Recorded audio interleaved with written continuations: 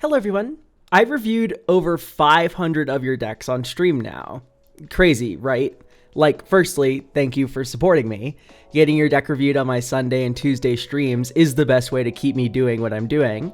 But secondly, there was a lot of troubling trends throughout decks I reviewed that were so prevalent, it really shaped how I went about analyzing a deck. Normally what I would do is take a look at the issues the person who submitted the list were having and address them. Oh, the deck's too slow? Let me cut some of the larger drops for similar but cheaper ones that are more immediately impactful. Stuff like that. But now what I do is I scan the deck for combos and ask, is this really how you want to win the game? And the answer has always, and I mean always been, I'm not attached to the combo in this deck. Or, no, not particularly, but how else am I supposed to win the game? Now, to be clear, I'm not taking a stance against combo decks here. Combo can be an incredibly fun archetype to brew and play with. I never do that combo check at the start of a deck review if the person who submitted the list firmly states with pride it's a combo deck, or they have a combo line they like. That's not the point of this video. Combo away, everyone. I even own a few combo decks myself.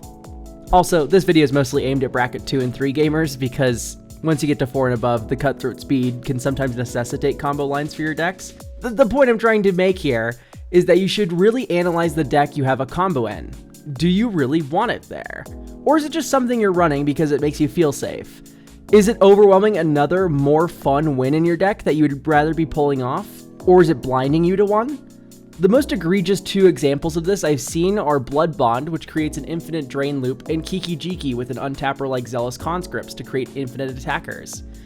I used to think that running Blood Bond combo in a deck that doesn't care about life gain was worse than running it in a life gain deck, but I'm starting to change my opinion on that. Life gain decks don't really need to go infinite. I play an Iara first of Locthwain deck, and it's super easy for me to go infinite in that list. The thing is, with Exsanguinate, Grey Merchant of Asphodel, Kokosho, all the mono black staples I wanted to play with, already just win games. With ease. Full stop. I run Veto and Enduring Tenacity in the deck, yeah, but they aren't infinite combo pieces, they just kill people as burn spells in the list. Even my recent Reanimator deck has a lot of Children of Corliss life gain shenanigans it can do, and I still don't find myself needing to go infinite with Veto or Sorin to kill people with them. In Kiki's case, I'll see him in a mid-range toolbox list, like Rocco Cabaretti Caterer. He'll be grabbed by a Recruiter of the Guard or an Imperial Recruiter, and then be used as a flicker engine with it, creating a toolbox value loop, especially with a Drum Bellower. Issue is if your desired gameplay loop is to have a value Kiki Jiki line like this, in a slower creature toolbox strategy, grabbing stuff like Guardian of Faith in response to a board wipe, or a Cathar Commando in response to an Omniscience, adding a Village Bellringer might increase the deck's power and ease of finding a win, but it also takes away from the gameplay you wanted to create. It's always right to grab that Bellringer. To be clear too, I'll also cut Craterhoof or Moonshaker for very similar reasons to these combos. That being that they are easier wins than the ones that the deck wanted to accomplish. Okay, well, I've gotten comments before about this though. Aren't you wasting everyone's time by just not running the combo? To this comment I really gotta ask, are you wasting everyone's time by not running Thoracle combo in your Dimir deck? This is a mostly casual format, and although Bracket 1 is the one that is explicitly about showcasing a silly deck idea that doesn't work well, practically every bracket below 5 has some amount of casual flair to it. Suboptimal win cons that still push the game to a close are worth your time, i.e., you don't need to run a combo in your deck to close out the game. I personally loathe the idea that someone is pulling punches during a game to give me an edge, like tutoring suboptimally because you feel bad for me or what have you. For me though, making concessions during deck building like actively compromising power or building around winning with a bad card, and then playing the deck you built as best you can during a game to win is one of the most fun ways to engage with the format. I literally did just use this word, but I still generally despise the idea of a win con, by the way. Now, I feel like most people use this word in a pretty normal way. Like, of course it's logical that Craterhoof is a finisher, win con, whatever, for a go wide deck. You need to reduce your opponent's life totals from 120 total to 0. I feel though that the idea of needing such a thing can be poisonous to your deck building if you're not careful. The most common question asked about my Cormella big spells list before I made my video about it was, what's the win con? Or how does this deck win? because they don't see a combo or something. Cormella is now by far the deck of mine that people comment about the most, about having tried and loved. As it turns out, giant Grixis Haymakers close out games and don't need more finishing power.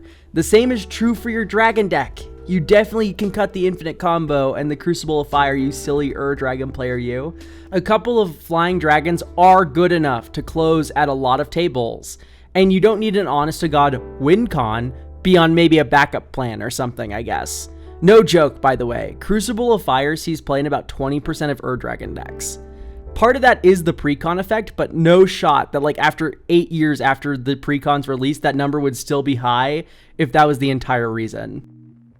Okay, now it's time to be a professional backpedaler and touch on the idea of a backup win con sort of deal. I do think that a redundant combo can very much be at home in a deck. I think that just about every deck building rule I try and follow and share has some amount of leeway or fail case as well, and that's just because this game is infinitely nuanced. So, let's talk about the deck of mine that breaks this rule, that being Verica. You see, Verica is strong, but being Golgari means she's rather soft to farewell. It's not impossible to rebuild after a nuke like that one, but damn is it close. As a result, the deck's game plan against such an effect is to combine the cards Tortured Existence, Insidious Roots, and Tyvar Jubilant Brawler. With any creature card in the graveyard and one in your hand, you can, for 1 black mana, swap them with Tortured Existence. And then Insidious Roots makes a plant and grows all your plants. Then you can tap it right away because Tyvar gives haste. What's notable about this combo is that it consists of 3 non-creature cards. All the tutors in the deck search for, you guessed it, creatures. This makes the combo impossible to tutor for. Secondly, the combo is 3 pieces, requires setup on top of that, and takes a turn to kill. This is all fine though, because it's not meant to be the deck's main game plan. It's meant to be a glimmer of hope in any game where my graveyard gets auto-fire nuked and I can't run the deck normally. Has that ever happened? No. Has the combo ever happened? Also no. But it's fine because all the cards are individually godlike in the deck. Tortured Existence is amazing in a deck like this, with a lot of creatures that are practically spells, like Accursed Marauder, Massacre Girl, and Shriekmaw. Insidious Roots makes Verica Snakes tap for mana, and can absolutely turn into a lethal threat all on its own. And Tyvar, making the glut of 8 or so Mana Dorks, Sivrus Nightmare Speaker, and Uvenwald Tracker all tap instantly, is incredible tempo. Especially if he pays for himself when I -2 mill a couple cards and reanimate a Sanctum Weaver that was killed earlier into a board of like 6 enchantments. It is situations like this where I do appreciate a wayward combo line in a deck, where it is actually a backup plan, and all the cards are also individually good. In the case of Blood Bond, it creates dead draws, where you draw a clunky 5-mana enchantment that doesn't do much for your game plan. Or in the case of Kiki, the combo's too efficient and easy to grab, overshadowing the game plan you wanted to experience with your deck. Also, please, I'm begging you not to hear this as my combo is virtuous and cool, and yours is evil and bad. I don't think combos have moral alignments. I'm just asking you to analyze if your combo is detracting from your fun by taking over your preferred way of winning, like a symbiote, or making you draw poorly during games. This is definitely something I've mentioned on stream, and perhaps something I've even mentioned on a previous Magic Mirror podcast or a previous video of mine. The fact that running an incidental combo, like mentioned in this video, is a dangerous prospect. Hopefully this video gave that position a little more context about how to implement a combo into your deck without it taking over the list. Let me know, have you ever cut a combo from a deck? How did it perform after? Do you have a deck with a backup combo in it? Until next time.